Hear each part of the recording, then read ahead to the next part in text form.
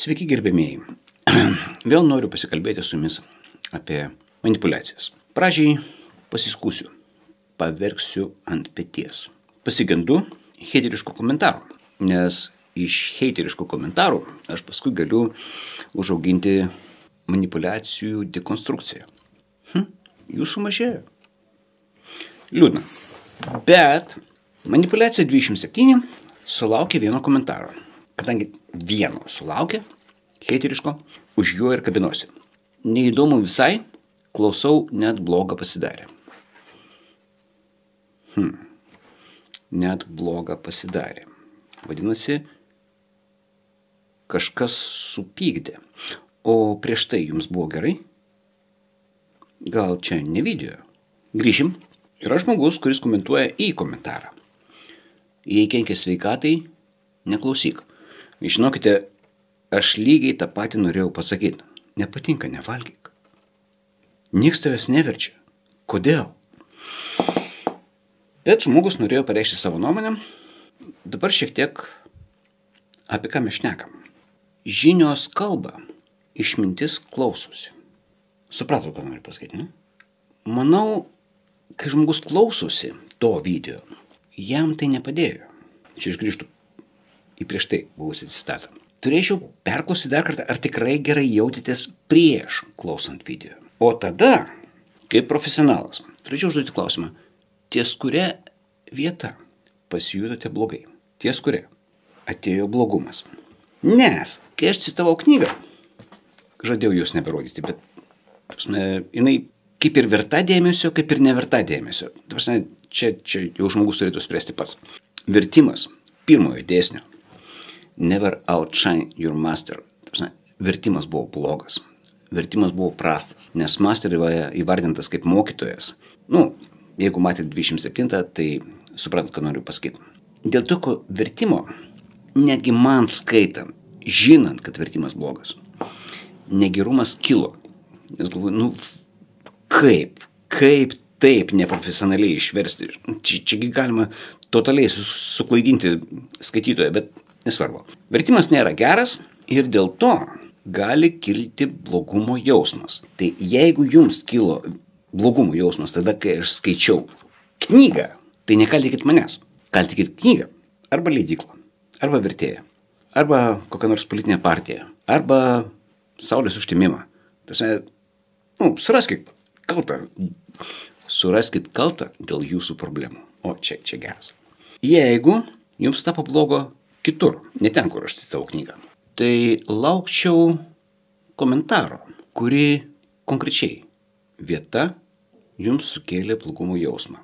Ar tada, kai aš papildžiau knygą, ar tada, kai aš dadėjau istorinių faktų, ar tada, kai aš interpretavau, ar tada, kai aš aiškinau, man tai padėtų tobulėti, nes išmintis yra kaip baobabas.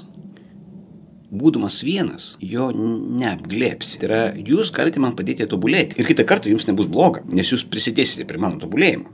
Mes kartu tobulėsime ir mano reportažai bus geresni. Nes, kai mokinys pasirengęs, tai ir mokytojas atsiras. Čia yra dzen išmintis. Tai yra, šiuo metu aš esu mokinys. O jūs, kadangi žinote, kur bloga, galėtumėte būti mokytojas.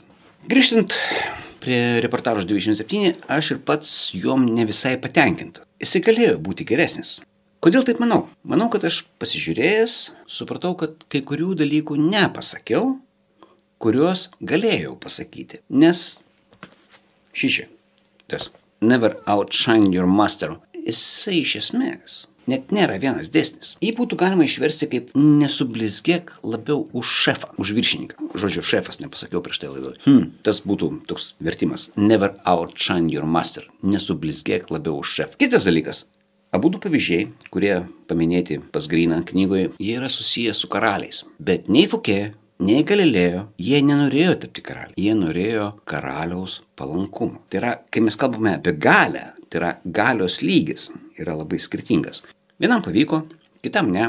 Fouquet mirė kalėjimą, Galilėjo, jam biškai geriau. Noriu pasakyti, kad tas nesublizgėk labiau už šefą. Pagal tos pavyzdžius, kurie pateikti šitoj knygoje, turėtų įkristi į du dėsnius, kurie galėtų galioti tiems, kurie siekia karjeros. Dabar Čia mano originali mintis, už dyką dalinuosi. Taigi, 2 dėsniai iš tos knygos interpretuojant. Pirmas, lysk į subinę. Antras, būk kuklesnis. Arba atvirkščiai. Pirmas, būk kuklesnis, o antras, lysk į subinę. Ką reiškia būk kuklesnis? Kai tu blizgi arba stengiasi sublizgėti. Kadangi čia viskas, kas čia parašyta, beveik viskas, yra susiję su rytais, o rytai yra Mongolija, Kinija, Rusija, tai pirmas toksai, cituoju klasiką, būt paproščia į liūdį za taboj patenus. Būk paprastesnis ir žmonės paskui tave eis. Čia yra lyderystės klausimas. Karjeroje, kai tu esi žemutinėje kranty, 2 lygių aukščiau vadovas galvoja, kas galėtų būti vadovas po jo. Tai tas, paskui kurį eina, jam yra patrauklesnis. Paprastumas, būk paprastesnis ir paskui tave eis, šitoje vietoje yra ne paprastumas, bet gebėjimas paaiškinti paprastai sudėtingus dalykus. Jisai yra pavojingas, nes tu gali sublizgėti, gražiai paaiškindamas. Ir toje knygoje, kurią ką tik rodžiau, rašytojas skatina žmonės nesielgti natūraliai. Nes jeigu tu elgiesi natūraliai, tai karjeros nepadarysi. Žinokit, aš kareivis. Man patinka, kai žmonės elgiasi natūraliai. Tu pažįsti žmonės, kai jie elgiasi natūraliai. Tu pasitiki žmonėm, kai jie elgiasi natūraliai. Kai žmonės elgiasi nenatūraliai, tu nežinai, kada natūraliai jie pradės elgtis. Tada jie tampa nenuspėjami. Nenuspėjimumas yra kitas klausimas, mes prie to grįšime. Taigi, pirmas dėsnis. Būk kuklesnis. Antras dėsnis. Lysk į subinę. Subinlaižiai arba kaip V. Landsbergis įvardino tos pačius rudnosiukais. Subinlaižiai arba rudnosiukai. Čia aš juokauju. Jie siekia palankumo, ne per profesionalumą. Ir kai tie žmonės daro karjerą, o jie iš tikrųjų daro, tai galbūt, galimai, tikėtina, organizacijai naudos neatneša. Ir visose tose dalykuose reikia svarstyti, kad kai tau pataikauja, tu turi suprasti, jeigu tu vadovas, kad nori iš tavęs kažką gauti. Tada reikėtų įvertinti, ką nori gauti ir ar tas žmogus iš tikrųjų atitinka tai pozicijai, tam darbui, ką nori gauti. Čia jau reikia ir šiek tiek intuicijos.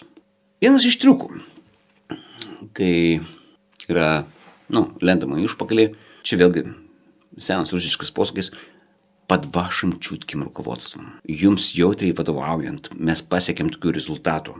Vadovas nei žino, nei girdėjo, nei darė, bet jam vadovaujant tai nutiko. Ir tas žmogus, kuris ištarė tos žodžius, galimai papuola į favoritų sąrašą. Taigi favoritai, jie yra visada, bet dėl skirtingų priežasčių.